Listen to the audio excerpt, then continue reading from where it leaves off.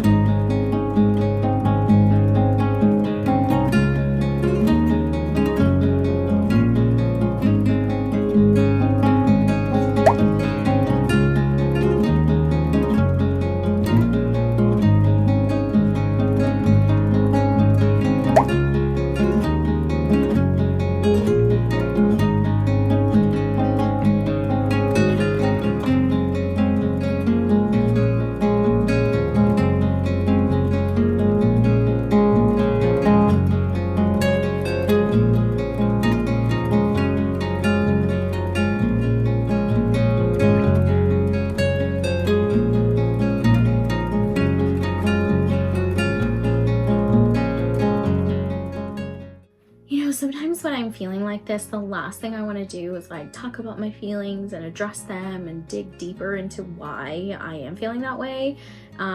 So I don't usually reach for journaling, but today I'm glad I did, because it kind of forced me to just get these things out of my head. And oftentimes that's like half the work. It's just like getting it out of here and onto paper, so you feel like at least some relief that it's not all like weighing you down. So I'm glad I sat and did this for a few minutes. I have a couple questions left, and you know, journaling doesn't have to be that intense if you don't want it to be. Like if you're not in the mood to like really dig deep and all you want to write is like, this sucks, I'm in a bad place, the weather sucks, everything sucks, like that's okay to write too, because those are your true honest feelings. But I promise, even if you just get a couple of those words down, sometimes even that can be like super helpful, just because then it's not just living and breathing inside of you, it's like out in the world, out on paper now, and you can kind of like take that big sigh of relief that like, you know, you're not carrying it with you. So this was a little bit helpful, and I'm glad I sat down and did it. I'm gonna finish now, and then we can get to some of those other things that hopefully are going to keep pushing us forward and getting out of this little mood.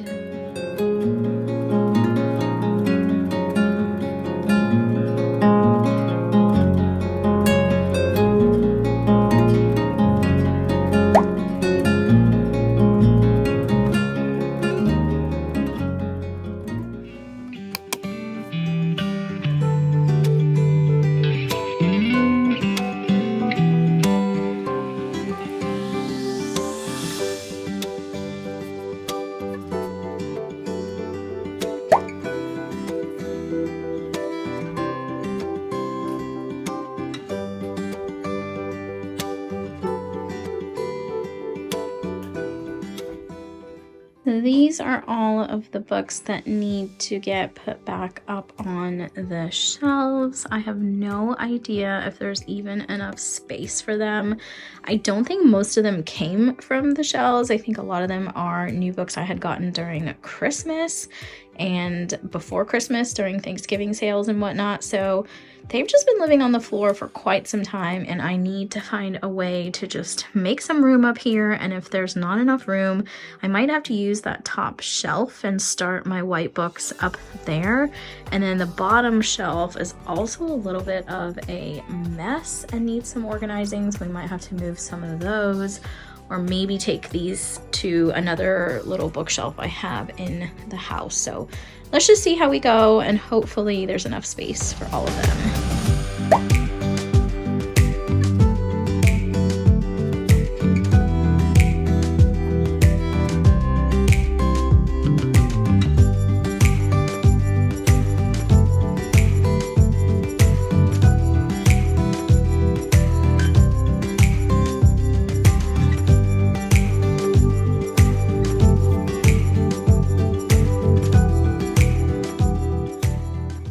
Here are the books that I'm going to be unhauling that you just saw me taking off of my shelves, and I feel like I already feel a little bit lighter. Like, I don't know why I hang on to these books, just because I feel like I want my shelves to look full, or I might change my mind about some of these books, or I should hang on to it because it was like popular in the world and everybody felt some kind of way about them. But like, I'm just being a little bit more particular this year about what I'm hanging on to and what I'm getting rid of. And I gotta say, it actually feels quite nice to say that I'm going to let these books go. So I'm just gonna go through them quickly to show you the books that I am going to be taking to the used bookstore, or I'm gonna drop a couple of them off at the little free library at the end of our road. Maybe, you know, some of the more popular titles that other people might want to read. So I might put some of those in there and then take the rest to a used bookstore. So I'm starting with The Spanish Love Deception. I hung on to this for so long because I know everybody loves it, but when I read it, I did not enjoy this book. And I mean, no offense if you loved it, but like, I thought it was too long. I thought it was a little too boring. It was repetitive, and it definitely needed to be edited down, and I just didn't enjoy it. This book, I have no idea what it is. It's The Last Voyage of the Valentina. There was a period in time when we lived in London. My husband's English, and we lived in London for a little bit, and he worked at Penguin Random House. That was one of his clients, and there was this room in Penguin Random House where you could just go and just grab books. They just had like tons of books everywhere, and you could just take whichever ones you wanted to take home.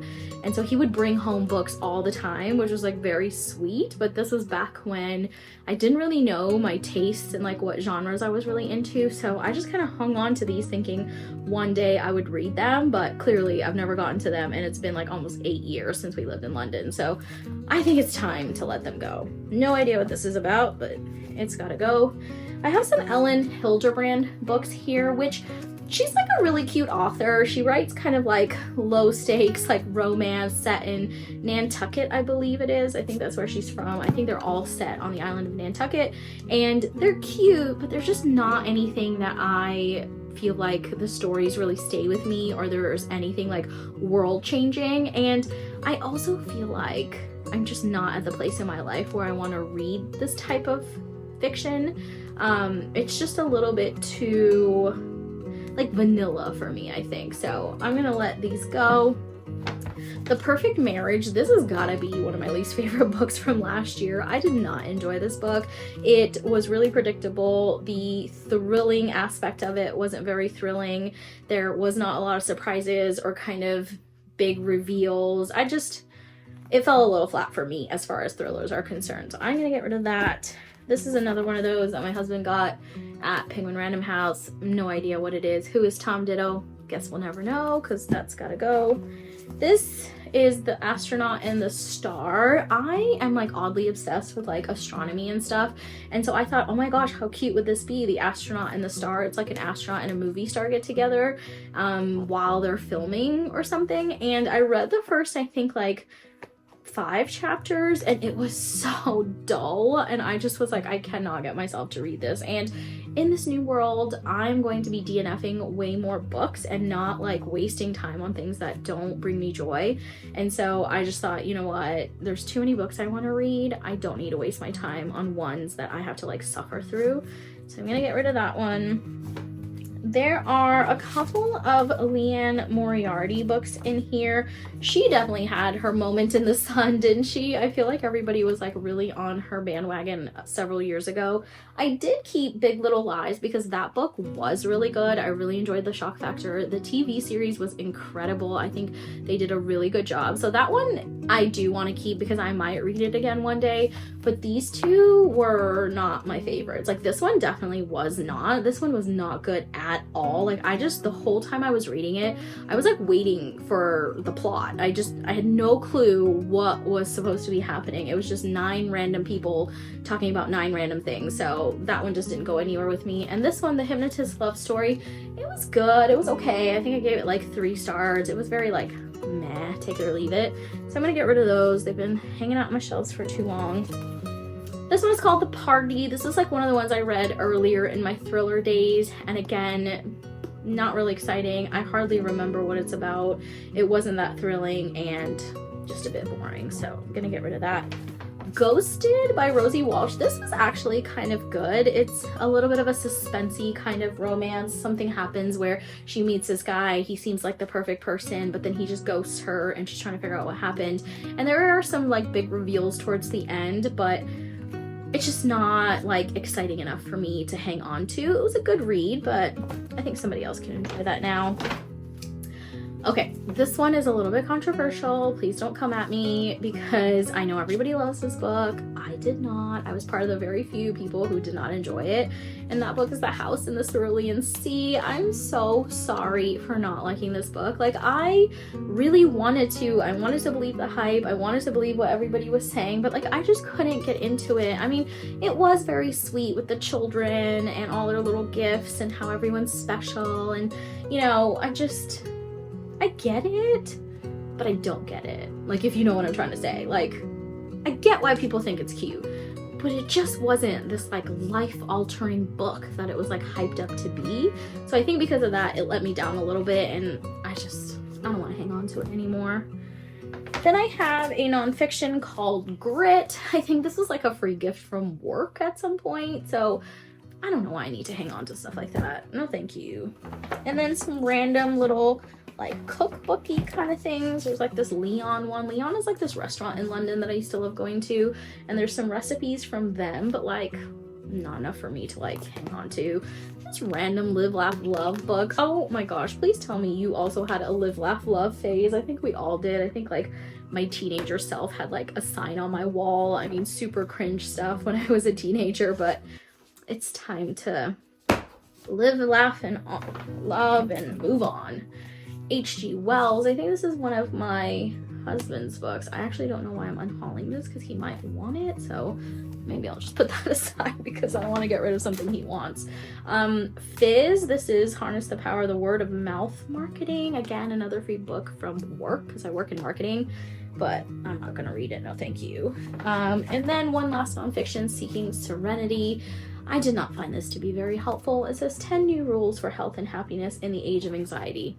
Did nothing for my anxiety, so no thank you. I will be getting rid of this. So I think I have like maybe 20-25 books here, which is a pretty good unhaul, I would say, at least for my first round. I mean, this definitely has taught me that I need to do this more often and probably get rid of books that I just don't like in the moment. Like if I read something and it's not above like a 4 or 5 star, then I just don't need to hang on to it. Like somebody else can enjoy it. So I think I'm gonna pack these up, take them over to a used bookstore, and then we'll see if I can get to the little free library as well.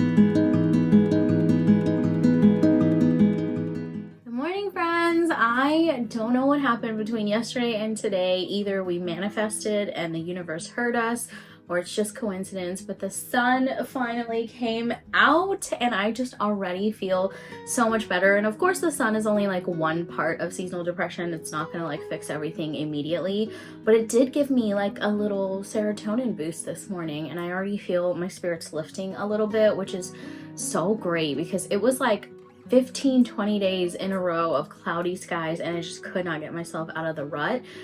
That is all to say, I still think today I'm going to have a self-care day, an indulgent day. I think I've earned it on the back of all of these days of pushing through, and I think even yesterday I had such a productive day with all the book organizing and unhauling, and you know, we were doing some work. So I think I earned it today. But before we get into any of those self-indulgent things, I did want to share some of the new books I had gotten recently.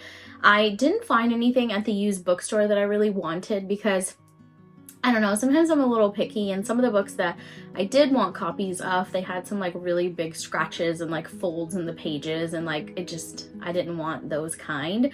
But there were a lot of great titles, and I think I will be going back to a used bookstore again in the future, and hopefully I'll be able to find some good copies then. But these are books that I have collected over the last couple of weeks, either through the mail or other bookstores I've gone to, so I just want to share them quickly, a little bit of a haul.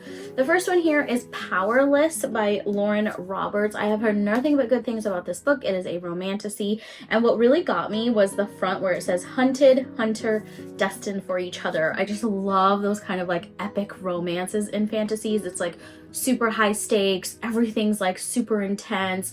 It's like kill each other, be together, just huge professions of love, just those intense feelings, which is why romantasy is like such a brilliant genre because of those high stakes.